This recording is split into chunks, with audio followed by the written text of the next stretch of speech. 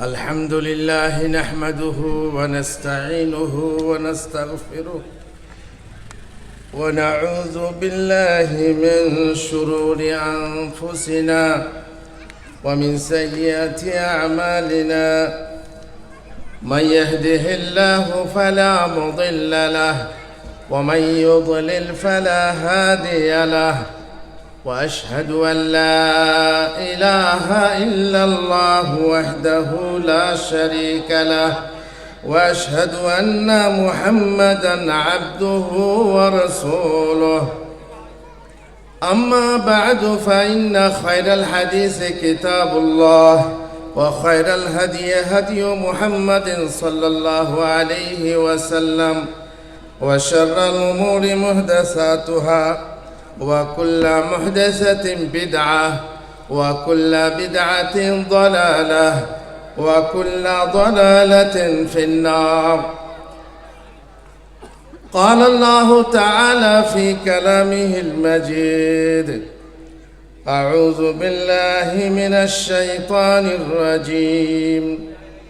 إن الله لا يغفر أن يشرك به ويغفر ما دون ذلك لمن يشاء ومن يشرك بالله فقد افترى إثما عظيما.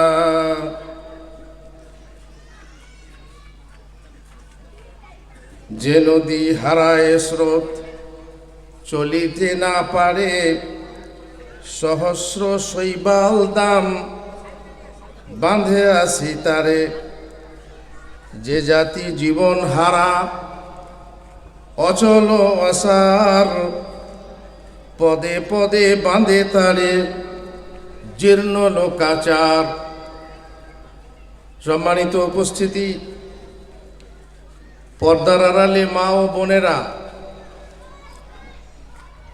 যারা এই বরকতের মজলিসের আয়োজন করেছেন, যারা বরকতের মজলিসের আশেপাশে এসে আসন গ্রহণ করেছেন, যারা বাড়ি থেকে, বাড়ির ছাদ থেকে, বাড়ির বারান্দা থেকে শুনছেন, সকলকেই আমার সালাম, সকলকেই ধন্যবাদ। ইলমি মজলিসে অংশগ্রহণ করার যে বরকত, কিছু শুনি আর না শুনি, ভালো করে শুনি বা না শুনি, শুনে মানি বা না মানি, আমার উদ্দেশ্য শোনা হোক বা না হোক, খালি এই মজলিসে একবার এসে বসলেই যে জিনিসটা আমি পাবো আল্লাহর পক্ষ থেকে, সেটা হচ্ছে মহান আল্লাহর ক্ষমা। এই মজলিসে এসে যদি একবার কেউ এসে বসে, আল্লাহ বলবেন যে ও শোনার উদ্দেশ্যে যদি নাও এসেছে, তবুও হুম কওমুন লা ইয়াশকা বিহিম জালিসুহুম, তারা এমন এক সম্প্রদায়, এমন এক জাতি, যাদের সাথে উঠনে बैठनेওয়ালা একবার এসে বসে গেছে, তখন তারাও ক্ষমাপ্রাপ্ত হবে, তারাও বঞ্চিত হবে না। আলহামদুলিল্লাহ, এইটুকুই যথেষ্ট। তারপর যদি আপনি শোনেন, মনোযোগ সহকারে শোনেন, মন দিয়ে কান দিয়ে শোনেন, যা শোনেন তা বোঝেন এবং সেই অনুযায়ী আমল করার দৃঢ় সংকল্প করেন, তাহলে আপনার স্বভাব বাড়তেই থাকবে এবং সেটা আপনার ফায়দা হবে, আমাদেরও ফায়দা হবে। আমার যে বিষয়বস্তু খুব সাধারণ বিষয়বস্তু, আপনারা শুনেছেন যে আহলে হাদিস সমাজে শিরিক বিদআত। আহলে হাদিস নামটা এমন, আমরা যে পাড়ার আশেপাশে এই মজলিস করছি, সেখান থেকেই আহলে হাদিস আন্দোলন, আহলে হাদিস পত্রিকা ইত্যাদি সারা বাংলাতে প্রচার হয়েছে। সেখান থেকে আমরা আমাদের মিম্বর থেকে, আমাদের মজলিস থেকে আওয়াজ উঠিয়েছি এবং চেষ্টা করছি খোঁজা যে আহলে হাদিস কি মুশরিক হতে পারে? কখনোই না। আহলে হাদিস কি বিদাতি হতে পারে? কখনোই না। আহলে হাদিস সব সময় মুওয়াহ্হিদ, তৌহিদবাদী হবে। আহলে হাদিস সব সময় আহলুস সুন্নাহ হবে। আর সুন্নাহ মানেই হাদিস। আহলুস সুন্নাহ মানেই হচ্ছে আহলুল বিদা নয়। আহলুস সুন্নাহ মানেই হচ্ছে আহলুস শিয়া নয়।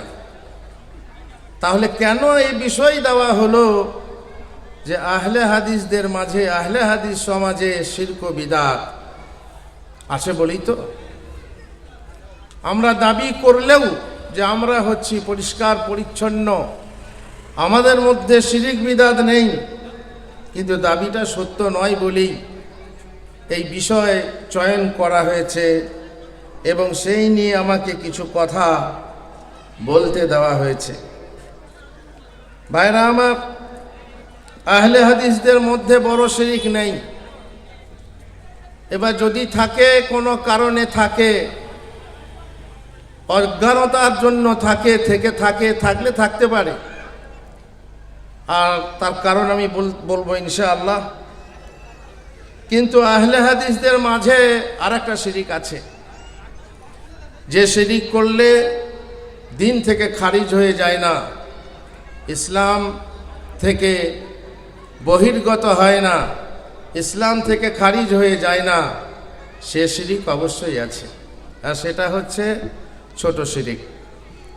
কারণ ছোট শিরিক ভালো লোকদের মাঝেই বেশি ঘটবে, ছোট শিরিক ইবাদতকারী বান্দাদের মাঝেই ঘটবে। আর সেই ক্ষেত্রে সে বাঁচবে কি বাঁচবে না সেটা আল্লাহর ব্যাপার। তবে সে জাহান্নামে গেলেও চিরস্থায়ী জাহান্নামবাসী হবে না। আর যদি সে শিরকে আকবার করে থাকে তাহলে সে জাহান্নামে যাবে, আর কোনো দিন বের হতে পারবে না।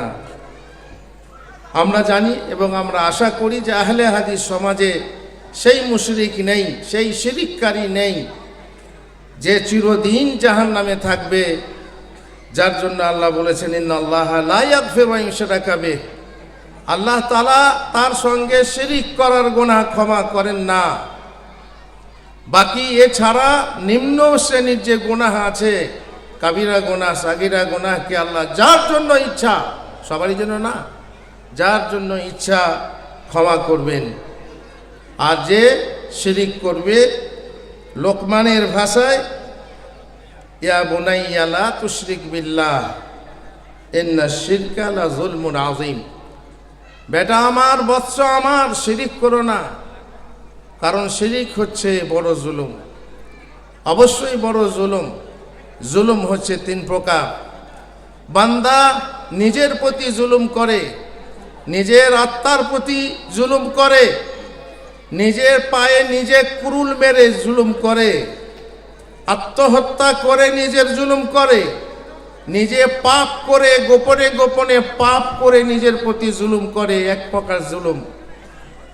দ্বিতীয় প্রকার জুলুম হচ্ছে বান্দার পরের প্রতি জুলুম, অন্যের প্রতি জুলুম, অন্যায়ভাবে তার সঙ্গে মারামারি করে, অন্যায়ভাবে তার জমি জায়গা দখল করে নেয়, অন্যায়ভাবে তাকে অপবাদ দেয়, অন্যায়ভাবে তার টাকা পয়সা অপহরণ করে, ইত্যাদি ইত্যাদি যে জুলুম, মারধর করে ইত্যাদি জুলুম। এই জুলুম হচ্ছে নিজের ভাইয়ের উপরে, এই এক প্রকার জুলুম। আর সব থেকে বড় জুলুম, সব থেকে বড় সত্তার সাথে, যিনি সুমহান সত্তা আল্লাহু আকবার, সেই আকবার আল্লাহর সাথে যে জুলুম করবে, অন্যায় করবে, সেটা অবশ্যই হবে সব থেকে বড় জুলুম। সুতরাং আহলে হাদিসের মাঝে এই বড় জুলুম থাকবে, এটা মেনে নেওয়া যায় না, এটা হতে পারে না। তবে আমরা বলতে পারি যে আহলে হাদিসের মধ্যে শিরকে আসগর আছে, ছোট শিরিক আছে। যে শিরিক করলে তৌহিদ কমে যায়, যে শিরিক করলে সেই শিরকে আকবরের দিকে ওসিলা হয়। আর সেই শিরিক হচ্ছে দুই প্রকার, এক হচ্ছে শিরকে জাহের, আর তাতে আছে কিছু শব্দ কর্ম, যেমন আল্লাহ ছাড়া অন্যের নামে কসম খাওয়া। কসম যদি খেতে হয় আল্লাহর নাম ছাড়া অন্যের নামে কসম খাওয়া যাবে না। কিরে যদি খেতে করতে হয় কিরে করে বলছে, আল্লাহর কিরে, আমি এটা করি নাই। কিন্তু অনেক মানুষ আছে আহলে হাদিসদের মধ্যেই, আমি মাটি ছুঁয়ে বলছি, আমি খাবার ছুঁয়ে বলছি, আমি ছেলের মাথায় হাত দিয়ে বলছি, আমি পশ্চিম মুখে দাঁড়িয়ে বলছি, আমি মিম্বর ছুঁয়ে বলছি, মসজিদ ছুঁয়ে বলছি, কাবা এঁকে কাবা ঘরে হাত দিয়ে বলছি, এর দাম এইটাই। ব্যবসায়ীরা মিথ্যা কসম খায় এবং আল্লাহ ছাড়া অন্যের কসম খায়, ছেলের কসম খায়, বাপ মায়ের কসম খায়। এ হচ্ছে শিরিক, ছোট শিরিক। আবার নিয়ত অনুসারে বড় শিরিকও হতে পারে, আর বড় শিরিকের দিকে নিয়ে যেতে পারে। তেমনি এমন কথা বলা যে কথার মধ্যে সূক্ষ্ম শিরিক আছে, আমরা খেয়াল করি না। আমার ছেলে বোম্বাই যাচ্ছে কাজ করতে, তখন আমি আর এক ছেলে যে ওখানে থাকে তার সঙ্গে যাচ্ছে, তাকে সাথী করে দিয়ে আমি বলছি, বাবা ওপরে আল্লাহ আর নিচে তুমি আমার ছেলেটাকে ভালোভাবে দেখো, তুমি সেখানে কাজ করো, ছেলেটাকে একটু সহায়তা করো, সাহায্য করো। ওপরে আল্লাহ আর নিচে তুমি। আমাদের মা বোনেরা যখন জামাইয়ের হাতে কন্যা সঁপে দেয়, তখন বিয়ায়ের হাত ধরে কিংবা জামাইয়ের হাত ধরে মেয়েকে সঁপে দেয় আর বলে ওপরে খোদা, ওপরে খোদা বলে তারা, ওপরে খোদা আর নামতে 10, মানে নিচেতে 10, আমার মেয়েকে ভালোভাবে রেখো। এখানে আমরা শিরিক করছি, কেউ বুঝবে যে কি করে শিরিকটা হলো? এই যে সূক্ষ্ম কথার ভিতরে শিরিক আছে, সেটা ছোট ছোট শিরিক। আর প্রকাশ্য শিরিক, বড় শিরিক, আমি গিয়ে মূর্তিকে সিজদা করছি, মাজারকে সিজদা করছি, মানুষকে সিজদা করছি, এগুলো হচ্ছে প্রকাশ্য বড় শিরিক। কিন্তু এই যে ছোট ছোট শিরিক আছে সূক্ষ্মভাবে, এই শিরকের কথা হয়তো অনেকেই খেয়াল করে না। কি করে হলো ছোট্ট শিরিক? স্রষ্টা এবং সৃষ্টিকে একটা কনজাংশন দিয়ে, একটা সংযোজক শব্দ দিয়ে এক করে ফেললাম। ওপরে আল্লাহ আর নামতে 10। এই কথাটা শিরিক হবে না যদি বলি ওপরে আল্লাহ তারপর নামতে 10, ওপরে আল্লাহ তারপর তুমি আছো বাবা, আমার ছেলেটাকে দেখো, তারপর বলতে হবে।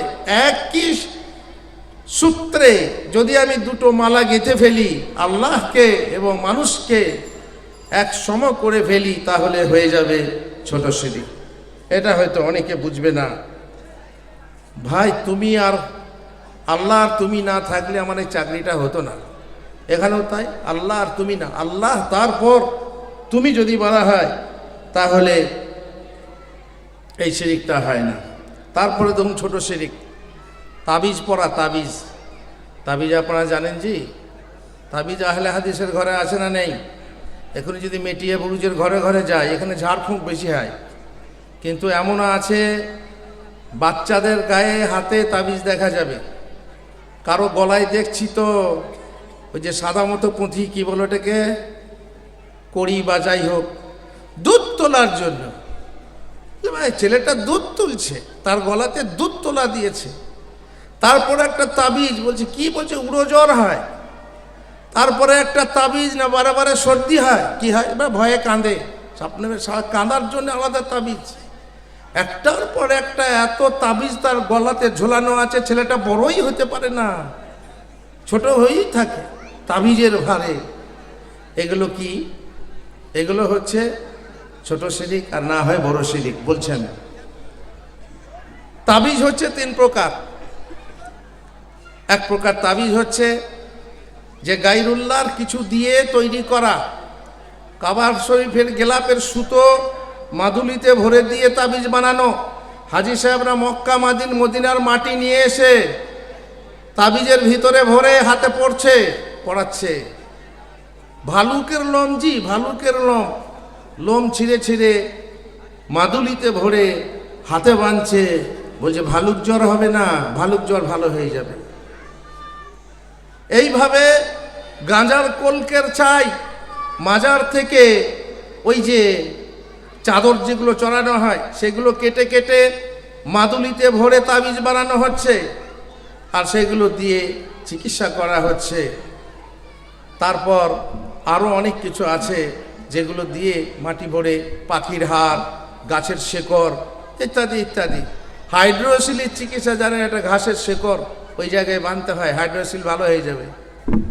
এই যে এক একটা বিশ্বাস, আর সেই বিশ্বাসে আহলে হাদিসের ঘরের ছেলে মেয়েরাও তাবিজ ব্যবহার করছে। আপনি যাবেন দেখবেন কোনো বাড়িতে কোনো মেয়ে কিংবা ছেলে ন্যাংটা হয়ে আছে, পায়খানা করেছে, ন্যাংটা হয়ে আছে, তো দেখবেন তার কোমরে কালো কাড় বাঁধা আছে, কালো সুতো, ওই মোটা সুতো কালো রঙের বাঁধা আছে। জিজ্ঞেস করুন তো কেন?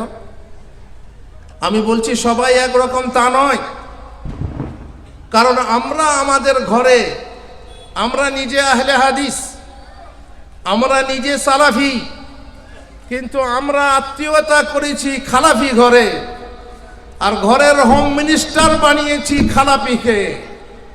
আমি বাইরে বক্তৃতা করলে কি হবে, আমি বাইরে দাওয়াতের কাজ করলে কি হবে? আমার বাড়ির ভিতরে খালাফি কাজ চলছে, আমার বাড়ির ভিতরে তাবিজ তুবিজ চলছে, আমি খেয়াল রাখি না। আব্দুল্লাহ বিন মাসউদ রাদিয়াল্লাহু তাআলা আনহু একবার ঘরের ভিতরে এলেন, ঘরে এলেন, স্ত্রী বসে আছেন, স্ত্রীর গর্দানে হাত রাখতেই দেখতে পেলেন একটা কালো সুতো বাঁধা আছে, বা সুতো বাঁধা আছে, কালো হোক আর যাই হোক। দিয়ে বললেন এটা কি? তো বললেন এটা আমার এইরকম বাত বিসর্প রোগ, জায়গাটা রোগ, সেই রোগের কারণে এক ইহুদির মেয়ে আমাকে সুতো পরা দিয়ে গেছে। তো বললেন তুমি এটা, ইন্না আলা মাসউদ লা আগনিয়া আনিশ শিরক, আলে মাসউদ শিরক থেকে পবিত্র পরিচ্ছন্ন, আলে মাসউদ কোনোদিন ব্যবহার করতে পারে না, এই বলে এইভাবে টেনে ছিঁড়ে ফেললেন। বুঝতে পারছেন আমাদের এই অবস্থা? আমরাও যদি স্ত্রী দেখি কিংবা ছেলে মেয়েদের দেখি, অনেক সময় খেয়াল করি না, ইবনে মাসউদের মতো ছিঁড়ে ফেলতে পারি না। তার কারণ আমার বউটার মন খারাপ হয়ে যাবে, ও এসেছে নতুন বউ, তো আস্তে আস্তে শিখে যাবে কথা, শিখিয়ে যাবে, আর আমি তার থেকে একটা একটা করে হরফ নামক করছি, সেখান থেকে শিক্ষা গ্রহণ করছি, আর আমার হোম মিনিস্ট্রিকে শিক্ষা দিতে পারছি না, আমি সালাফি তাকে সালাফি বানাতে পারছি না, ফলে আমার ঘর থেকে শিরিক দূর হচ্ছে না।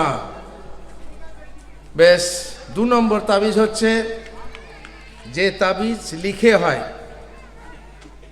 786, 92, তারপরে শয়তানের নাম, তারপরে ফেরেশতার নাম, জিবরাইল, আজরাইল, মিকাইল, ইসরাফিল, এইসব ইত্যাদি লিখে মাদুলিতে ভরে তাবিজ পড়তে দেওয়া হয়।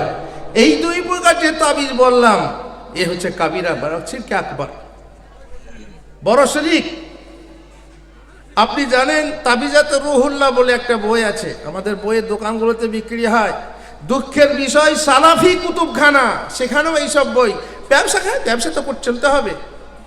আরে ব্যবসা বলে তুমি ওই বিদাতি বই বিক্রি করবে, শিরকের বই বিক্রি করবে, তোমার ব্যবসা চলুক আর না চলুক, সে বরকত হবে না, তোমার হারাম খাওয়া হবে। সেই তাবিজাতে রুহুল্লাহ বইয়ে একটা তাবিজ আছে, জানেন কি লেখা আছে তাতে? ইয়া আলী মাদদ কুন, ইয়া আলী মাদদ কুন, মানে কি? হে আল্লাহ, হে আল্লাহ নয়, আল্লাহ সাহায্য করো নয়, হে আলী তুমি আমাকে সাহায্য করো। আলীর কাছে আমরা সাহায্য ভিক্ষা করি। যদি এটা শিরিক না হয়, তাহলে শিরিক কাকে বলে? মদিনা ইউনিভার্সিটিতে পড়ার সময়ে বহু সুযোগ হয়েছে, মা আয়েশার হুজরার পাশে বসে থেকে রিয়াজুল জান্নাহ, যাকে রওজাতুম মিন রিয়াজিল জান্নাহ, সেখানে বসে আমরা পড়াশোনা করেছি। অনেক সময়ে অনেক বিদ্যার্থীরা ছোট ছোট পুরজি, ছোট ছোট কাগজ এই গোটানো এইভাবে ওই জানলা দিকে ঢুকিয়ে দেয়। রাসূলুল্লাহ সাল্লাল্লাহু আলাইহি সাল্লামের যেখানে কবর আছে সেখানে আমরা বের করে দেখতাম, তাতে লেখা আছে, ইয়া রাসূলুল্লাহ, আমার জন্য একটা ভালো স্বামী হয়। কে দিয়েছে বুঝতেই পারছেন? এরা ওই যে শিবের কাছে চায়, শিবের মতো ভালো স্বামী পাবে। তারপর সাইয়েদা জাইনাবের কবর আছে মিশরে, সেখানে মেয়েরা যায় এবং সেখানে একটা বিশ্রী কাণ্ড আছে, বলছি না আমি, সেখানে তারা ভালো স্বামী চাইতে যায়। আর এখানকার বিদাতিরা, আমার মনে হচ্ছে সে পাকিস্তানি হবে, সে ওইভাবে কাগজ লিখে রাসূলুল্লাহ সাল্লাল্লাহু আলাইহি সাল্লামের কবরের কাছে ফেলছে আর রাসূলুল্লাহর কাছে চাইছে যে ইয়া রাসূলুল্লাহ, আমাকে একটা ভালো স্বামী দাও। তাহলে এগুলো যদি শিরিক না হয় তাহলে কাকে শিরিক বলা হবে বলুন? এগুলো হচ্ছে শিরকে আকবার। আরেক প্রকার তাবিজ, যে তাবিজকে ওলামারা শিরিক মনে করেন না, তবে শিরকের দিকে ধাবিত করে, শিরকের দিকে নিয়ে যায়, শিরকের দিকে নিয়ে যায়। সেটা কি জানেন? সেটা হচ্ছে কোরআনের তাবিজ। যদি কোরআনের আয়াত দিয়ে লেখা হয়, সহি দোয়া দিয়ে লেখা হয়। এক সাহাবী থেকে বর্ণিত আছে আবু দাউদের হাদিসে, যে তিনি রাসূলুল্লাহ সাল্লাল্লাহু আলাইহি ওয়াসাল্লামের দোয়া শিখিয়ে দিতেন, আর যারা শিখতে পারতো না তাদের জন্য লিখে দিয়ে তাদের গলায় লটকে দিতেন। যে হাদিস আছে, দুঃখের বিষয় সে হাদিসের সনদ সহি না, সে হাদিসের সনদ সহি না। এটা আমি তাহকিক করেছি আমার বই মহাগ্রন্থ আল কোরআন, মোটা বই। আমি আমার বই আপনি শুনলেন, প্রায় 140খানা বই আছে। 37 বছর সৌদি আরবে কাজ করে এই লেখা আল্লাহ তাআলা খেদমত করার তৌফিক দিয়েছেন। বইগুলো যদি একবার করে যুবক ভাইয়েরা আমার পড়েন, একবার করে পড়েন, খালি একবার, এই বইটাতে আমি তাহকিক করেছি যে হাদিস যে দোয়া আছে দোয়াটা সহি, কিন্তু গলায় লটকে দিতেন শিশুদের, এই কথা সহি নয়। কিন্তু এরা সেই হাদিসটাকে দলিল করে বহু ইমাম সাহেব বাচ্চাদেরকে বদনজরে তাবিজ দেয় এবং বড়দেরকেও দেয়, অমুসলিমদেরকেও দেয়। অথচ ওলামারা বলছেন যে না, কোরআনী তাবিজ যদিও শিরক না হয় তবুও কিন্তু কোরআনী তাবিজ ব্যবহার করা জায়েজ নয়। কেন জায়েজ নয়? যেহেতু কোরআনের অবমাননা হয়। কোরআন নিয়ে তুমি হাতে বেঁধে তুমি স্ত্রী মিলন করবে, কোরআন হাতে বেঁধে তুমি বাথরুমে যাবে, কোরআন হাতে বেঁধে তোমার হাইজ নিফাস হবে, তুমি কোরআনের অপমান করবে। অতএব কোরআনের আয়াত তুমি হাতে বেঁধো না। সুতরাং এই 3 প্রকার তাবিজের মধ্যে কোন প্রকার তাবিজ আহলে হাদিসের হাতে, কোমরে, কোন জায়গাতে তাবিজ থাকা এটা বৈধ নয়। আরেক জায়গায় বাঁধা হয়, সেখানে তাবিজ নয়, সেখানে লোহা। শিশুদের কোন জায়গায় লোহা বাঁধা হয়? জি, কোন জায়গায়? মুসলমানি হয়। মুসলমানির সময়ে, মুসলমানি হওয়ার পরে পায়ের নিচে একটা বালা দেয় লোহা, বলে কি তাড়াতাড়ি ঘা শুকিয়ে যাবে। এর ভালো কি আছে? কানেকশন আছে, লোহার কানেকশনে ঘাটা তাড়াতাড়ি শুকিয়ে যাবে। শুধুমাত্র ধারণা দিয়ে তারা লোহা ব্যবহার করে, নোয়া ব্যবহার করে। আমাদের বহু মা বোনেরা আছেন হাতে নোয়া ব্যবহার করে। ওরা যেমন ব্যবহার করে ওই যে শাখা সিঁদুর, এদেরও তেমনি চলে এসেছে, ট্রেডিশন সমানে চলে এসেছে। তারা নোয়া ব্যবহার করে এবং লোহার জিনিসকে তারা মনে করে যে আমার উপকার করবে অথবা অপকার করবে। জানি না শহরে এরকম জিনিস চালু আছে কিনা, তবে শহরের বহু পাড়াগ্রামের মেয়ে এসে বাস করছে, তারা হয়তো তলায় তলায় চালু রেখেছে, আমি আমার খবর নেই।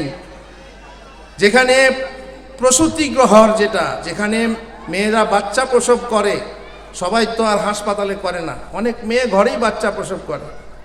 তো সেই ঘরে গিয়ে যদি দেখেন তো আপনি কিছু কিছু দেখতে পাবেন, কোনো আছে সেখানে প্রসূতি গৃহে মুড়ো ঝাঁটা রাখা হয়েছে। কোথাও কোথাও দেখবেন জাল কাঠি, পুরনো জালের কাঠি, লোহার কাঠি রাখা হয়েছে। কোনো কোনো প্রসূতি গৃহে আপনি দেখতে পাবেন কুরুল রাখা আছে, কাটারি রাখা আছে। এ কি জন্য? যাতে করে ছেলেকে পোঁচোই না পায়, ছেলেটার যেন কোনো ক্ষতি না হয়। অথবা ছেলেটার যেন বদনজর না লাগে, এই বলে তারা এগুলো লোহা ব্যবহার করে বা জিনকে তাড়ায়। জিন তাড়ায়। আমাদের পাড়াগ্রামে আছে তলগোসল। তলগোসল দিয়ে, তলগোসল মানে লাশের তলগোসল দিয়ে সেই ময়লাটা ফেলতে যায় ঝুলতলাতে। কাপড় টাপড় যেগুলো থাকবে সেগুলো ঝুলতলাতে ফেলতে যায়, আর সঙ্গে নিয়ে যায় লোহা। মেয়েদের যখন লগন ধরে, বিয়ে হবে 1 সপ্তাহ পরে গায়ে হলুদ, আল্লাহ আকবার, কত কি আছে বলতে পারবো না সব। গায়ে হলুদ দিয়ে যখন মেয়েদের লগন ধরায়, তখন মেয়েদের হাতে কাজললতা ধরিয়ে দেওয়া হয়। এই কাজললতা ততদিন থাকবে যতদিন না বিয়ে পড়ানো হয়েছে। কিসের জন্য? যাতে করে আমার মেয়ে সুন্দরী হয়েছে, এখন গা থেকে সুবাস বেরোচ্ছে, আর এই সময়ই মেয়েকে জিন পায়, আমার মেয়েকে যেন জিন না পায়, আর কোনো শয়তানের বদনজর যাতে না লাগে। আমাদের মা বোনেরা ছেলেদেরকে বাইরে নিয়ে যেতে হলে কি করে জানেন? জানি না আপনাদের মেটিয়া বুড়ো আছে কি না। ছেলেটার পাশ কপালে ফোঁটা দেয়, মাঝখানে দেয় না। আছে না কি গো? পাশ কপালে ফোঁটা দেয়, এইখানে দেয় না। কেউ আবার নিয়ে যাওয়ার সময় করে আঙুলটাকে কামড়ে দেয়, কেউ আবার আরো কিছু করে। যে কি হবে, মেয়েকে ছেলেকে আমরা যেন বদনজর না লেগে যায়। এইভাবে আরো কত জায়গাতে কত রকম ভাবে আছে। বদনজর থেকে বাঁচার জন্য এগুলো করে। যেমন চাষিরা ফসলকে বদনজর থেকে বাঁচাবার জন্য কি করে? ভাঙা হাঁড়ি টাঙিয়ে দেয়, আর গাড়িওয়ালারা সামনে ছেঁড়া জুতো ঝুলিয়ে দেয়। কিসের জন্য জি? যাতে বদনজর না লাগে। ছেঁড়া জুতো, বদনজর লাগবে না। তাহলে এগুলো যদি শিরিক না হয়, তাহলে শিরিক কাকে বলে? যাই হোক, এসব হচ্ছে শিরিক, আমাদের আহলে হাদিসদের মাঝেই রয়েছে। আর দ্বিতীয় নম্বর হচ্ছে গুপ্ত শিরিক, যেটা আরো গুপ্ত। সেটা কি? যে সেটা হচ্ছে নিয়তের শিরিক। এই যে আর রহমান কনফারেন্স, দেখেন এখানে আমার একটা প্রশ্ন চলে এলো, আর রহমান নাম রাখা যাবে? আমাকে বলতে দিন। যারা রেখেছেন রেখেছেন, জায়েজ বলতে পারেন পারেন। আমার কথাটা আমি বলছি, আর রহমান একমাত্র তার নাম। আর রহমান কোনো মানুষের হতে পারে না। ও রহমান ভাই, শিরিক করছেন আপনি। রহমান মানুষ হতে পারে না। তেমনি আর রহমান একাডেমি, আর রহমান হোটেল, আর রহমান কনফারেন্স, এই নাম রাখা যেতে পারে না। কারণ রহমান একমাত্র কার হবে? মহান আল্লাহর নাম হবে আর রহমান। খবরদার আল্লাহর নাম দিয়ে কোনো কিছুর নাম দেবেন না। বেশ, কনফারেন্স কেন করেছেন? যেমন আমার ভাই ওবায়দুল্লাহ বুখারী সাহেব বলে গেলেন যে আপনারা এই দাওয়াতের কাজ করেছেন, দাওয়াতের কাজ করা দরকার, কিন্তু নিয়তটা কি? নিয়ত যদি লোক দেখানি হয় তাহলে সওয়াব হবে না কি হবে? শুনলেন আগে যে নিয়তের গড়বড়, নিয়তের কারণে ছোট্ট কাজকে আল্লাহ বিশাল করে দেন, আর নিয়তের কারণে বিশাল কাজকে আল্লাহ ছোট্ট করে দেন। নিয়ত যদি লোক দেখানি হয়, লোক দেখানি পাবেন, দুনিয়াতেই সুনাম পাবেন, আখেরাতে কোনো নসিব নেই। দুনিয়াদারি যদি থাকে তাহলে ফামান কানা ইউরিদুদ দুনিয়া নুতিহি মিনহা, দুনিয়াতেই তুমি নিয়ে নাও, আখেরাতে ওয়া মা লাহু ফিল আখিরাতি মিন খালাক, আখেরাতে কোনো হিস্সা নেই। নিয়ত যেমন হবে সেই রকম স্বভাব পাবে। দাওয়াতের নিয়ত হলে নিয়তের সব তুমি পাবে। আর কিছু মানুষের নিয়ত কি জানেন? আমাদের বিদাতি ভাইরা বাড়িতে মিলাদ পড়ায়। কেন? বাড়িতে বেবরকতি হয় হুজুর, বেবরকতি দূর করনে কে লিয়ে, বেবরকতি দূর করার জন্য মিলাদ পড়ায়। তো পাড়ায় পাড়ায় জলসা করলে পাড়া থেকে বেবরকতি পালাবে। বাজার বড় মন্দা চলছে, জিন শয়তান বড় তাসির ফেলছে, তো পাড়ায় পাড়ায় জলসা করো, জলসা করলে বেবরকতি দূর হবে। যদি এই নিয়ত হয় তাহলে কি হবে বলুন তো? কোন দিকে যাচ্ছে নিয়তটা? আপনার নিয়তটা কি বুঝবেন না, আমি ভালো করে বুঝাইছি। দাঁড়ান দাঁড়ান দাঁড়ান, একটু সবুর করুন। তো যদি লোক দেখানি হয় তো লোক দেখানি পাবেন, আর যদি যেমন নিয়ত সেরকম পাবেন। আমি নিয়তের ব্যাপারটা বলে দিচ্ছি, একটু কান করে শোনেন ভাই, গোলমাল লাগছে আমাকে, আমার মনে হচ্ছে বেশি গোলমাল হচ্ছে, একটু কান করে খোঁজেন শোনেন। এখানে আমি 6টা ভাইয়ের কাজ একই, 6 ভাইয়ের একই কাজ আমি দেখলাম। হালদারপাড়া মসজিদ থেকে জলসার ময়দান, সকালবেলায় দেখলাম আব্দুর রহিম ভাই আসা যাওয়া করছে, ফজরের নামাজ পড়ে আসা যাওয়া করছে। কি আব্দুর রহিম ভাই সকালবেলাতে এরকম আসা যাওয়া করছো কেন? তো আব্দুর রহিম ভাই বলছে, ভাই বহুদিন বিয়ে শাদী হলো, ছেলে মেয়ে হয় না। তো কালকে শুনলাম এক হুজুর আমাকে বললেন, হালদারপাড়া মসজিদ থেকে এই ময়দান পর্যন্ত যদি 7 বার হাঁটা চলা করা হয় তাহলে আল্লাহ আমাকে ছেলে দেবে। এটা কি? এই তৌহিদের বাচ্চারা, এটা কি? যদি কেউ মনে করে হালদারপাড়া মসজিদ থেকে এই ডাঙ্গা পর্যন্ত যদি কেউ আসা যাওয়া করে 7 বার তার ছেলে হবে, এই বিশ্বাস, এই ধারণাটা কি? শিরক। এক কথায় শিরক। শিরক কাকে বলে তাহলে বুঝো না তুমি? এটাই হচ্ছে শিরক, যে আল্লাহ ছেড়ে তুমি অন্যকে কারণ বলছো, যেখানে যে কারণটা আল্লাহ করেননি। তুমি তালপাতা বেটে খাবে আর বলবে আমার ঝড় ভালো হবে, এটা শিরক। কারণ যেটা যে জিনিসের ওষুধ নয় সেটাকে তুমি ওষুধ মনে করবে আর ছেলে হবে। তবে তালতলা বাজার গেলে আলাদা কথা, সেটা ব্যাপার আলাদা। আমি বলছি হালদারপাড়া থেকে নিয়ে এখান থেকে আসা যাওয়া করলেন রহিম ভাই, বলছে কি ছেলে হবে, এটা কি হলো? শিরক। আব্দুর রহমান ভাইকে দেখছি ওইভাবে সকালবেলাতে আসা যাওয়া করছে, কাজ একই। কিন্তু আব্দুর রহমান ভাইকে জিজ্ঞেস করলে আব্দুর রহমান ভাই বলছেন, ভাই কি আর বলবো, আমি এক হুজুরের কাছে শুনলাম ফজরের নামাজের পরে হালদারপাড়া মসজিদ থেকে জলসার ওই ময়দান পর্যন্ত যদি 7 বার আসা যাওয়া করি একটা উমরার সওয়াব হবে। কি গো উমরা করনেওয়ালা, এটা কি মনে করেন? এটা কি বলবেন? শিরক না বিদাত না হারাম না মুবাহ না কি বলবেন? এটা কি শিরক হবে? উদ্দেশ্যটা কি? উমরার সওয়াব হবে। কি হবে জি? বিদাত। মাশাআল্লাহ, দেখছেন এই জিনিসটা শিরক হবে না, কিন্তু কি হবে? বিদাত হবে। কি বলে বিদাত? বাপের পকেট থেকে পয়সা দিচ্ছে, এই করলে 1000 সমান সওয়াব, এই করলে এত পরিমাণ সওয়াব। হাদিস কোরআনে কোথাও নেই, ও নিজের পকেট থেকে সওয়াব বিলি করছে, এটা হচ্ছে বিদাত। আব্দুল করিম ভাইকে দেখছি সেও ওইভাবে আসা যাওয়া করছে।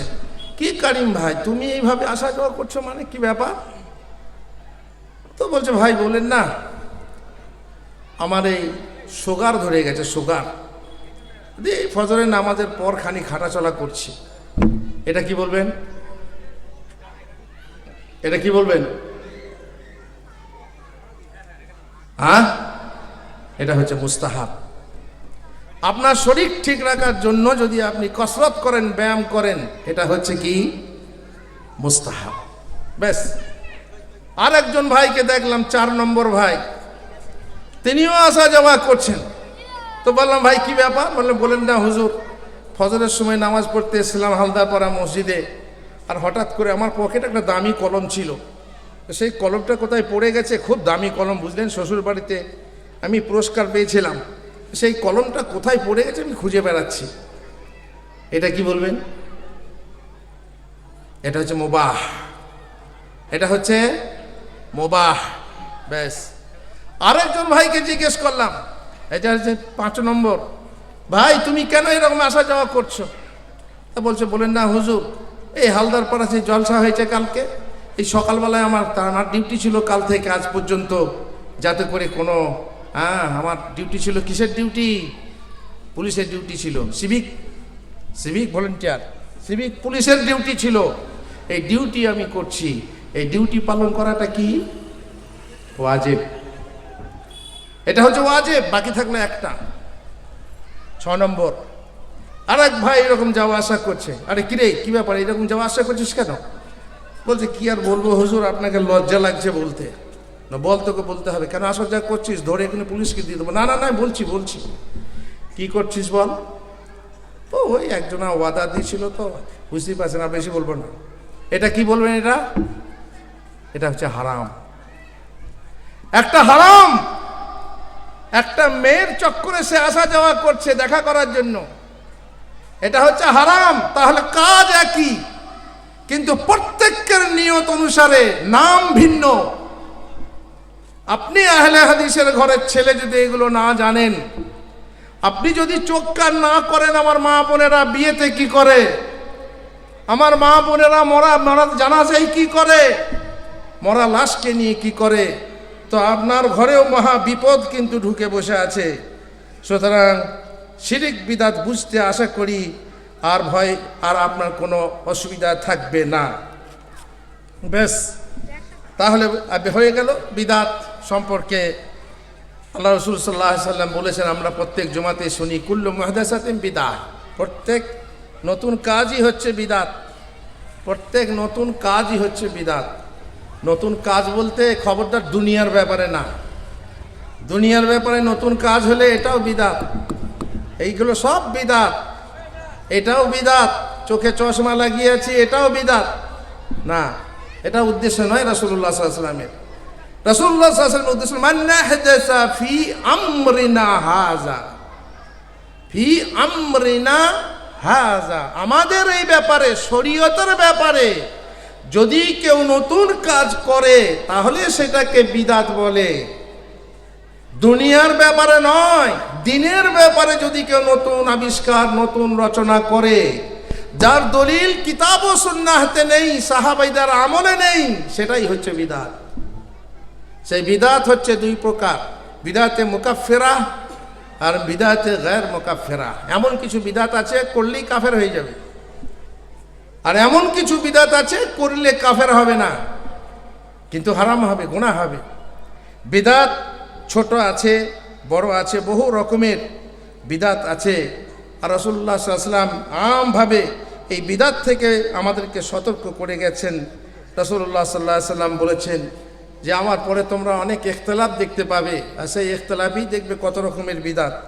সুতরাং তোমরা আমার সুন্নত এবং খোলাফায়ে রাশিদিনের সুন্নত, ফাআলাইকুম বিসুন্নতি ওয়া সুন্নাতিল খোলাফায়ে রাশিদিন আল মাহদিয়িন মিন বা'দি আদ্দু আলাইহা বিন্নাওয়াজিজ, কাঁধে কামড়িয়ে ধরো সুন্নতকে, সুন্নতকে ছাড়তে দিও না, চলে যেতে দিও না।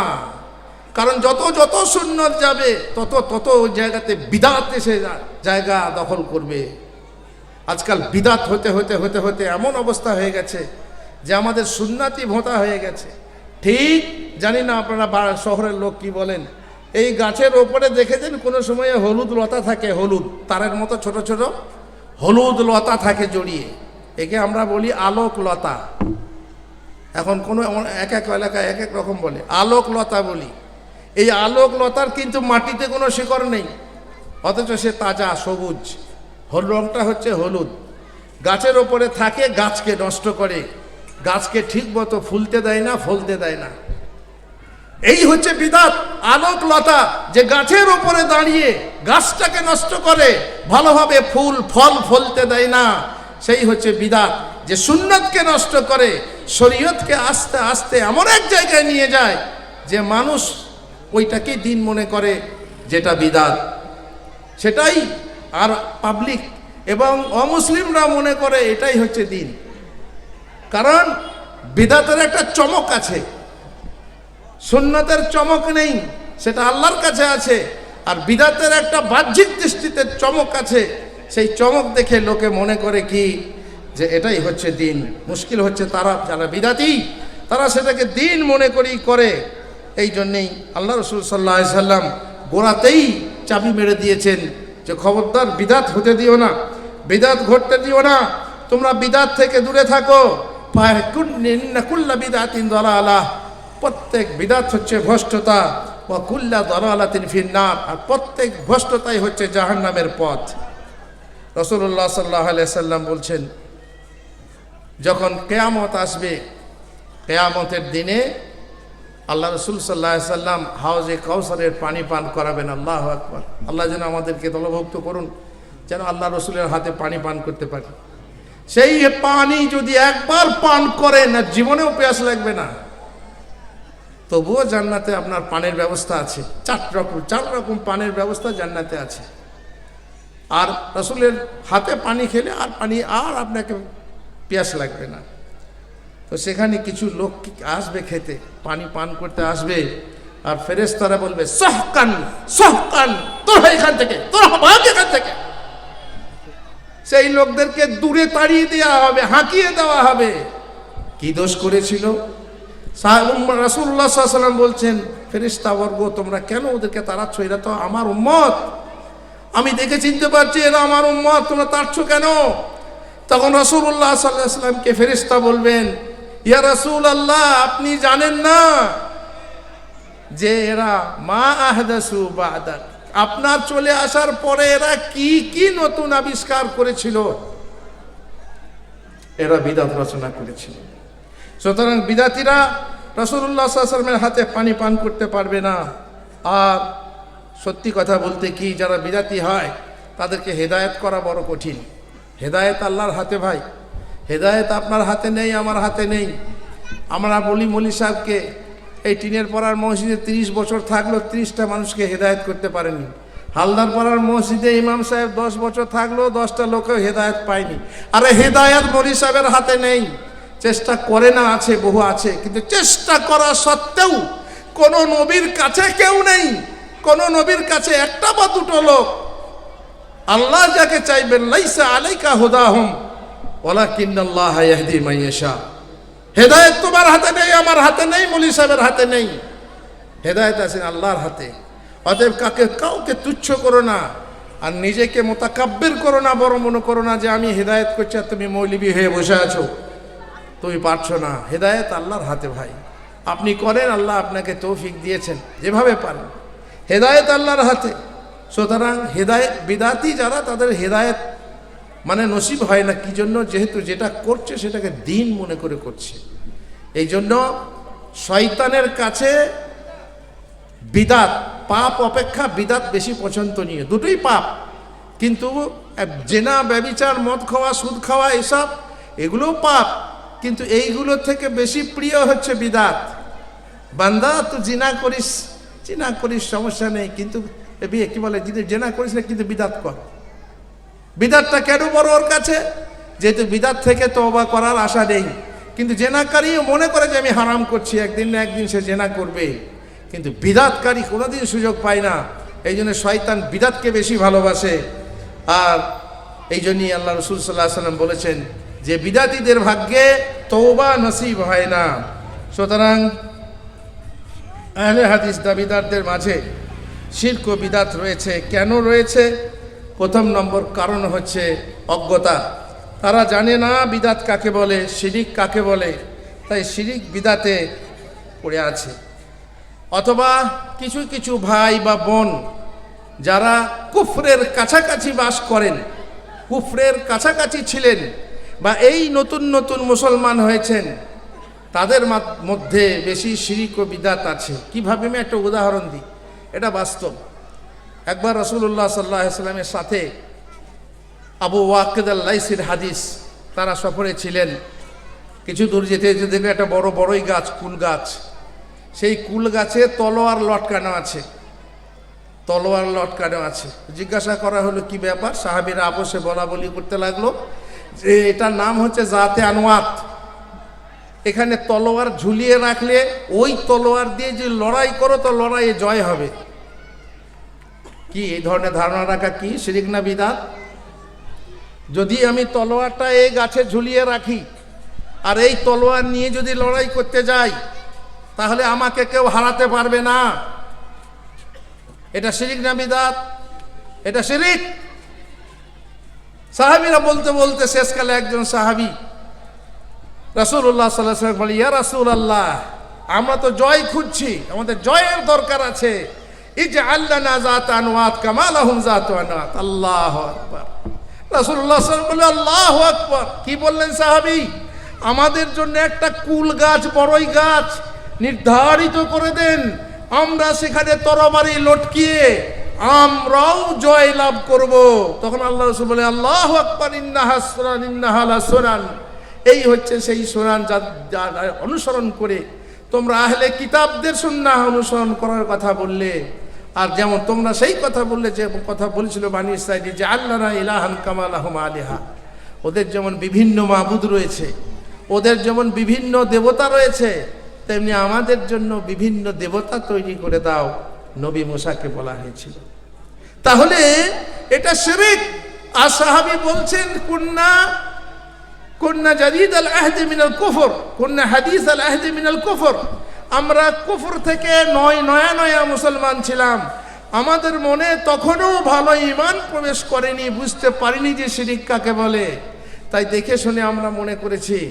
আজ আমাদের মায়েদের সন্তান হয় না, ছেলে হয় না, কোথাও বেড়াতে যাচ্ছে, আজকাল বেড়ানোর পুজোর ছুটিতে বেড়াতে যাচ্ছে, কেউ কাশ্মীর যাচ্ছে, কেউ দার্জিলিং যাচ্ছে, কেউ দীঘা যাচ্ছে, কেউ ইঘা যাচ্ছে। সেখানে যেতে যেতে কোনো জায়গায় দেখলো একটা গাছে সুতো ঝুলছে, খালি সুতো। এখানে তো যেখানে সেখানে সুতো পায়ে লাগছে। পাড়াগ্রামে কোনো জায়গাতে সুতো, কোনো একটা গাছে সুতো দেখতে পাওয়া যায় ঝুলছে। এবার মা আমার বলল, হ্যাঁ গো, এই সুতো কেন? বলছে এখানে যদি নিয়ত করে সুতোটা ঝুলিয়ে দেওয়া হয় তাহলে ছেলে হয়। কি জি আছেন এক এলাকার লোক যেখানে সুতোর গাছ পাওয়া যায়? আছেন কোনো কলকাতার বাইরের কেউ লোক যাদের এলাকাতে গাছে সুতো ঝোলানো হয়, অথবা তাদের এলাকাতে কোনো গাছে জুতো ঝোলানো হয়, অথবা কোনো গাছে গামছা বেঁধে দেওয়া হয়? এক একটা নিয়তে কোনো গাছে হাঁড়ি বাঁধা হয়। আছে, এখনো আছে। মানত করে আসে তারা যে আমার ছেলে হবে। যদি এটা শিরক না হয় তাহলে শিরক কাকে বলে? তাহলে বোঝা গেল শিরকের কাছাকাছি বাস করলে পরিবেশ, প্রতিবেশীতে করছে, আমরা করি। ওরা পুজোর সময় এটা করছে, আমরা ঈদের সময় এটা করছি। ওরা মরার সময় এরকম করে, আমরা মরার সময় এরকম করছি। ওরা বিয়ের সময় হলুদ মাখে, আমরা বিয়ের সময় হলুদ মাখছি। ওরা বিয়ের সময় এরকম করে, আমরা করছি। বিবাহ দাম্পত্য বলুন, যুবক ভাইরা যারা বিয়ে করতে চাও তারা কমসে কম একবার বিবাহ দাম্পত্য পড়ো, সেখানে বুঝবে তোমার ঘরে কত রকম বিধাত আছে, তোমার সমাজে কত রকম বিধাত আছে। আর আমাদের মা বোনেরা কত ওই বিজাতীয় প্রথা ব্যবহার করে এই বিয়ের মাধ্যমে, বিয়ের অনুষ্ঠানে। আর যারা বিয়ে করেননি তাদেরও উপকারে লাগবে, আর যারা দ্বিতীয় বিয়ে করতে চাইবেন তাহলে তাদেরও উপকারে লাগবে ইনশাআল্লাহ। বইটা পড়ুন। এবারে আমি কিছু উদাহরণ দেবো, খুব সংক্ষেপ দেবো, কারণ সময় শেষ হয়ে আসছে, আপনাদের প্রশ্ন উত্তরও আছে, সেই জন্যে। চলুন আমরা শুরু করি। বিবাহে কি ধরনের বিদাত হয়? আর একটা কারণ বলতে ভুলে যাব, সেটা হচ্ছে তাকলিদ, অন্ধ অনুকরণ করে বিদাত হয়। মেয়ে তার মাকে দেখেছে, মায়ের বাড়িতে এটা হয়, অতএব আমাদের করতে হবে। এই সময়ে লুচি পিঠে হয়, এই সময়ে রুটি পিঠে হয়, এই সময়ে অমুক কিছু হয়, এই সময় ক্ষীর নারকেল হয়, তো আমাদেরকে করতে হবে, ইত্যাদি ইত্যাদি। এইভাবে একে অপরের দেখা দেখি, আত্মীয় স্বজনের দেখা দেখি, কিংবা অমুসলিমের সাদৃশ্য অবলম্বন করে বিদাত হয়, বিদাত থেকে যায়। আর একটা বিদাত থাকে জয়ীফ হাদিসকে নির্ভর করে, যে বিদাত আহলে হাদিসের ঘরে থাকছে, সে বলছে না এটা সহিহ হাদিস, আর এক শ্রেণীর মুহাদ্দিস বলছেন না জয়ীফ হাদিস। তারা বলছেন যে জয়ীফ হাদিসের উপরে আমল করলে সেটা বিদাত হয়, আর ইনি বলছেন হাদিসটা জয়ীফ নয়, সহিহ, আচ্ছা এটা বিদাত নয়। ফলে বিদাতটা তার ঘরে থেকে যাচ্ছে। এরকম বহু বিদাত আছে। আমাদেরকে বলা হয়েছে বিতর্কিত কোনো বিষয় বলবেন না, প্রশ্নও করবেন না, বিতর্কিত যাব না, আপনারা জানেন। জয়ীফ হাদিস অথবা হাদিসকে বোঝা নিয়ে যে হাদিসের অর্থটা কি, একজন বলছে এটা, একজন বলছে ওটা। এই যেমন একটা উদাহরণ দিই, মাইকে মৃত্যু সংবাদ ঘোষণা করা যাবে কি না? যারা বলছে যাবে না, তারা বলছে আজান যদি জায়েজ হয়। কেন জায়েজ? যেহেতু ঘোষণা করা হতো বলে মাইকে আজান দেওয়া জায়েজ। আর ঘোষণা করতে আল্লাহ রসুল নিষেধ করেছেন বলে মাইকে ঘোষণা করা মৃত্যু সংবাদ নিষেধ। এমনি বলা যাবে না আন্নাজাসি, আর আল্লাহ নাহা আনিন নাহি রাসূলুল্লাহ সাল্লাল্লাহু আলাইহি ওয়াসাল্লাম নাহা আনিন নাহি। তা দুটো হাদিস মানতে হলে একটা নিষেধ আর একটা জায়েজ। তার নিষেধ হলো কোনটা? ঘোষণা করাটা। অতএব সে যুগে ঘোষণা করা হতো যেটা, সেটা এই যুগে ঘোষণা করা যাবে না ওইভাবে অথবা মাইকে। এবার এটা আমরা একরকম বুঝছি, তারা একরকম বুঝছি। তারা বলছে না, প্রশংসার সাথে ঘোষণা করলে সেটা চলবে, কি সমস্যা আছে? বাস বিদাত। এই এক এক শ্রেণী মাইকে ডাকা হাঁকা, রোজার দিনে কোরআন কোলাত নামাজের জন্য জাগানো, সেহরির জন্য জাগানো, ইত্যাদি ইত্যাদি। বাস এসবে আমাদের যাওয়ার দরকার নেই। এখন চলুন আমি কিছু বিদাত সম্পর্কে বলি। বিবাহে প্রচলিত কুপ্রথা, বর কর্তৃক কনেকে পয়গামের রঙ্গরি পরানো। প্রথমেই যখন এঙ্গেজমেন্ট হয় তখন বর কনের হাতে কি পরায়? আংটি পরায়। ওই আংটি চিরকাল থাকে। এটা হচ্ছে খ্রিস্টানদের প্রথা, আস্তে আস্তে অমুসলমানদের কাছে এসেছে, আর আমাদের মুসলমানদের ঘরেও সেই প্রথা ঢুকে পড়েছে। আর সেটাকে দাম্পত্যের সুখ ভাবা হয় এবং খুলে ফেললে অমঙ্গলের আশা করা হয়। তবে কোনো কোনো জায়গায় নাক ফুল আছে, আমার মনে হয় মেটিয়া বুরুজে নাক ফুল আছে। বিয়ে হলে কি দিতে হয়? নাক ফুল দিতে হয়। আর যার স্বামী আছে নাক ফুল খুলতে পাবে না। আর চুড়ি হাতে রাখা হয়, চুড়ি যদি খুলে দেন তো সর্বনাশ হয়েছে। এই সর্বনাশ, তো স্বামী আছে তুই চুড়ি খুললি কেন? তার মানে স্বামী থাকলে চুড়ি খালি হাত করা যাবে না, নাক ফুল এই নাক থেকে আলাদা করা যাবে না। এই যে এক একটা শিরকি ধারণা, এগুলো হচ্ছে বিবাহ দাম্পত্য সংক্রান্ত বিদাত ও শিরিক। কোন দিনকে কোন মাসে বিয়ে নেই, কোন দিনে বিয়ে নেই, এরকম ধারণা করা, এগুলো হচ্ছে কোথাও শিরিক, কোথাও বিদাত। বিয়ের কথা চলাকালীন কোণে ডিম ভাঙলে বিয়ে ভেঙে যায়, এক ভারী কানেকশন। কোণে যদি ডিম ভাঙে তো বলছে কি ভেঙে যাবে? বিয়ে ভেঙে যাবে, ডিম ভাঙিস না। বুঝলেন না? এটা শুনতে কেমন লাগছে, তাই না? এই প্রাসঙ্গিক কথা বলছি। পরীক্ষা দিতে যাব, সেই সময়ে মা ডিম করে দিচ্ছে যে খেয়ে দিয়ে স্কুলে যাব। তো দাদি বলছে এই ডিম দিস না, ডিম দিস না, পরীক্ষার নম্বরে ডিম পাবে, ডিমের মতো পাবে, 0 পাবে। কেমন কানেকশন বোঝেন? একদিন এক মহিলা ঝিঙের বীজ পুচ্ছে। ঝিঙে তো জানেন আপনারা, খেয়েছেন নিশ্চয়ই, শহরের মানুষও খায়। ঝিঙে কখনো তেতো হয়, কখনো মিঠা হয়। তো সে তখন মুখে গুড় নিয়ে গুড় নিয়ে মুখে দিয়েছে আর বীজ পুচ্ছে। তা আমি গিয়ে জিজ্ঞেস করলাম, হ্যাঁ গো, তো বীজ পুচ্ছো, তা গুড় মুখে কেন? বলছে বাবা, তাহলে ঝিঙেটা তেতো হবে না, মিষ্টি হবে। আমাদের দারুণ কানেকশন। আমার মুখে থাকলো গুড়, আর কিভাবে এই কানেকশনটা মাটিতে গিয়ে ওই গাছের গোড়াতে যাবে এবং ঝিঙে ফলবে মিঠা মিঠা, আর তেতো হবে না। এরই সংক্রান্ত, এতেই আছে বিয়েতে। জানি না এখানে মেটিয়াপুর যে পা ছুঁয়ে সালামের অভ্যেস আছে নাকি, রেওয়াজ? পা ছুঁয়ে বিদাতিদের মধ্যে আছে, পাড়া গ্রামে আছে। তবে কোনো কোনো আহলে হাদিস ঘরে ওই যে বললাম, ওই সম্পর্ক আত্মীয়তা করে ফেলেছে, হয়ে যাচ্ছে। সেখানে যখন বিদায় নেয়, মানে বিয়ে পড়ানো হয়ে গেল, বিকালবেলাতে কন্যা বিদায় নেবে বরের সাথে। আর তারপরে 3 দিন থেকে বা 1 দিন থেকে মেয়ে আবার ফিরে আসবে শ্বশুর নিজের মায়ের বাড়িতে। তখন শ্বশুর বাড়ির পক্ষ থেকে বা নিজের মায়ের বাড়ির পক্ষ থেকে গুড় নিয়ে যাওয়া হয়, আখের গুড়। আজকাল মিষ্টি নিয়ে যাচ্ছে, দিয়ে ওই কনেকে বলা হয় যে মা তুমি সবাইকে বিলিয়ে দাও, শ্বশুর ভাসুর দেওরা, তারপরে পাড়া প্রতিবেশী শাশুড়ি অমুক তমুক সবাইকে বিলিয়ে দাও।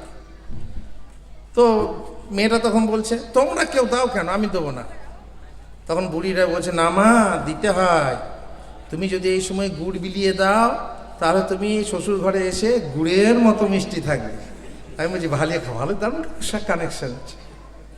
এগুলো কি ধারণা? এগুলো শিরকি ধারণা, বুঝতেই পাচ্ছেন। তারপরে লগন ধরানো, এ হচ্ছে বিজাতীয় প্রথা। গায়ে হলুদ, এটা হচ্ছে বিজাতীয় প্রথা। গায়ে হলুদ যদি মনে করেন যে হলুদ গায়ে যদি দেওয়া হয়, আজকালকার আবার এইখানেও হলুদ লাগানো হচ্ছে। কিসে? ওটা কি বলে যে বিয়ের কার্ডে বিয়ের যেটা ইনভেলপে হলুদ দেওয়া হচ্ছে। যদি মনে করো যে হলুদ বিয়ে শুভ হবে, এটা শিরিক নয় তো কি? আর যদি মনে করো দিতে হয় সব হবে, তাহলে বিদাত নয় তো কি। আর যদি মনে করো ওরা দেয় বলে আমরা দিচ্ছি, তাহলে এটা তাসাব্বুহ নয় তো কি। মান তাসাব্বাহা বিকওমিন ফাহুয়া মিনহুম।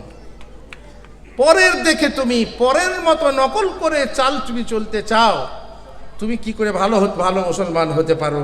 আহলে হাদিস হওয়া তো দূরের কথা। আর যদি কেউ বলে না গায়ের রংটা সোনা, কাঁচা সোনার মতো করব, তো একটা নতুন মানুষের কাছে যাবে, সেখানে গায়ের রংটা কাঁচা সোনার মতো হবে, তো নিজে মাখুক না। আর তার জন্য এত ঢং কেন? এই গীত গেয়ে মেয়েরা এই সাত হলুদ, এ একবার ও একবার, আবার এই যে না পাকা আছে আসিস না এখানে, তারপরে আবার বলবে যে বিধবা সে আসিস না, কত রকমের এদের আইন। হ্যাঁ, এসব কি বিজাতির দেখা দেখি, এগুলো হচ্ছে হয় শিরিক, না হয় বিদাত, আর না হয় তাসাব্বুহ। তারপরে বিয়ের সময়ে হাতে সুতো বাঁধা, সাথে জাঁতি বা কাজল লতা রাখা বা কোনো লোহা রাখা, তারপরে যেখানে বিয়ে বসাবে ওই যে কি বলে ওটাকে, বর যেখানে বসাবে, বা ক্ষীর খাওয়ানোর প্রথা, থৌড়ো ভাত খাওয়ানোর প্রথা যেখানে বসানো হয় সেখানে সুন্দর করে সাজানো, সেখানে লাতা দেওয়া, বর কনেকে এইভাবে থুবড়ো ভাত খাওয়ানো বিজাতীয় প্রথা। তারপরে এটা বলবো না, কারণ এটা পাড়া গ্রামের যেগুলো ওই যে পায়ে তেল দেয়, সেটা আর বলছি না। তারপরে বিদায়ের সময় মুখে দুধ ভাত দেওয়া, বর আগমন করে মহল্লার মসজিদে গিয়ে বিশিষ্ট করে নামাজ আদায় করা, সব আমার বিদাত দর্পণে আছে, বইটা পড়তে পারবেন। মজলিসে বসার আগে 2 রাকাত নামাজ পড়া অথবা সালাম করা, এভাবে রুমাল নিয়ে সালাম করা, তাহিয়াতুল মসজিদ না পড়ে ওই সালাম করে, মসজিদে বেনামাজি, অপবিত্র, ধূমপাই ইত্যাদি বর বা কনে যাত্রী রেখে সেখানে মসজিদের মান নষ্ট করা হয় বিয়ে রেখে। তারপরে পীঠতলায় বরের সালাম করা, আলমতলায় যেখানে কনেকে বসানো হয়, বরকে বসানো হয়, সেখানেও সালাম করা, ঝুঁকে মাটি বা বিছানা ছুঁয়ে সালাম করা, দর্শককে বা উপস্থিত মজলিসকে ওইরূপ সালাম করা। আসসালামু আলাইকুম বলে সালাম করতে হয়, সেটা জানে না আল্লাহ ভালো জানে। নামমাত্র মোহর বাঁধা আর আদায় না করা বা না করার নিয়ত রাখা, মানে আদায় করতে হয় না। যখন যদি বলা হয় 10 লাখ টাকা মোহর বাঁধ, তখন 5 থেকে শিখে রাখলে পরে 5 থেকে মনে শিখি তাই দিতে হবে না, তো বাঁধুক না, যা বাঁধবে। তারপরে বিজোর মোহর বাঁধা, বিজোর স্ত্রীকে ফাঁকি দেওয়ার ব্যবস্থা করা, এটা এইরকম ধরনের বিদাত চলে আসছে। আচ্ছা, তারপরে একটা কথা বলে আমি শেষ করব, টাইম শেষ হয়ে যাচ্ছে। বিয়ে পড়ানোর সময় আপনাদের নিয়ম আছে, উকিল বাবা যায় মেয়ের কাছে এজেন্ট আনতে, আছে গো? বিয়ে পড়াবেন বুখারী সাহেব বলছেন আপনি যাননি, এজেন্ট নিয়ে আসুন, আপনি উকিল বাবা, আসল বাবা বসে আছে তাও, দিয়ে বউয়ের কাছে ঘরে কোণের কাছে এজেন্ট আনতে যেতে হবে। দিয়ে আমি গিয়ে বলছি অমুক জায়গা থেকে অমুকের ছেলে অমুক এত টাকা দেনমোহরের বিনিময়ে তোমাকে বিয়ে করতে এসেছে, তুমি কি বিয়ে কবুল করছো? তখন ওই শাড়ি টাঙানো আছে, এখানে তো পর্দা, বেপর্দা পরিবেশ হলেও ওই সময়ে দাড়িওয়ালারা এসেছে, একটা শাড়ি টাঙতেই হবে, শাড়ি টেঙ্গে দিয়ে বিয়েকে কবুল বলানো হয়, শাড়ি টেঙ্গে দিয়ে। সেখানে শাড়ির আড়াল থেকে একটা হু শব্দ আসছে, তো আমি বাবা জানবো কি করে হুঁটা কে বলল? আমাকে উকিল বাবা করা হলো, তা আমি জানবো কি করে যে বিয়েতে হুঁটা কে বলল? ওই মেয়ে বললো না অন্য মেয়ে বলল? আল্লাহর কসম করে বলছে, আমি প্রায় মজলিসে এটা বলি, আমার একটা মেয়ে বলেছে যে তখন 14-15 বছর বয়স, মেয়ে খুব লজ্জা ছিল, বলছে আমি লজ্জাতেই হুঁ বলতে পারিনি, আমার পাশে আমার হয়ে আমার খালা হুঁ বলে দিয়েছে। আর আমি বাবা বুঝতে পেরেছি যে কোনে কোনে হুঁ বলেছে। দিয়ে এসে বললাম তুম কোন হ্যায়? मैं वकील हूँ। तुम कौन है? गवाह हूँ। क्या सुना? तो बीबी एजेंट दिया, बीबी बालेगा है। কি বললো? বলছে হুঁ বলেছে। আবার বলুন, এরকম তো 3 বার বলা হয়, নাটক। এগুলো কি? এইরকম কাণ্ড আমাদের আছে। সঠিক বিয়ে পড়ান, সঠিক বিয়ে পড়ানোর জন্য আমার বই পড়ুন, বিবাহ আদর্শ, বিবাহ দাম্পত্য, এইসব নাটক তুলে দেন। মেয়ের এজেন্ট দেবে তার বাবা, তার বাবা যখন স্বয়ং বসে আছে, এত আয়োজন করলো, মেয়ে যদি রাজি না থাকে, এত আয়োজন এমনি করেছে? বাবাকে বলো যে আপনার মেয়ে রাজি আছে? হ্যাঁ আমার মেয়ে রাজি আছে। তাহলে বিয়ে পড়াচ্ছে? হ্যাঁ পড়াও, হয়ে গেল। এইবারে যিনি বিয়ে পড়াবেন কাজী সাহেব, শুধু বরকে তিনি বলবেন যে অমুকে, এই গ্রামের অমুকের কন্যা অমুককে তুমি কি স্ত্রী বলে বরণ করছো? তখন সে বলবে আমি গ্রহণ করছি বা কবুল করছি। একবার, বাস, তিনবারও না, কিন্তু খামখা তিনবার বলা করা। একবার বললেই শাদী কবুল, এ হয়ে গেল বিয়ে। এটা হচ্ছে শরঈ বিয়ে। আর যত কিছু বললাম আরো অনেক কিছু আছে, কাণ্ড অনেক কিছু আছে, বলার সময় নেই, সময় শেষ হয়ে গেল।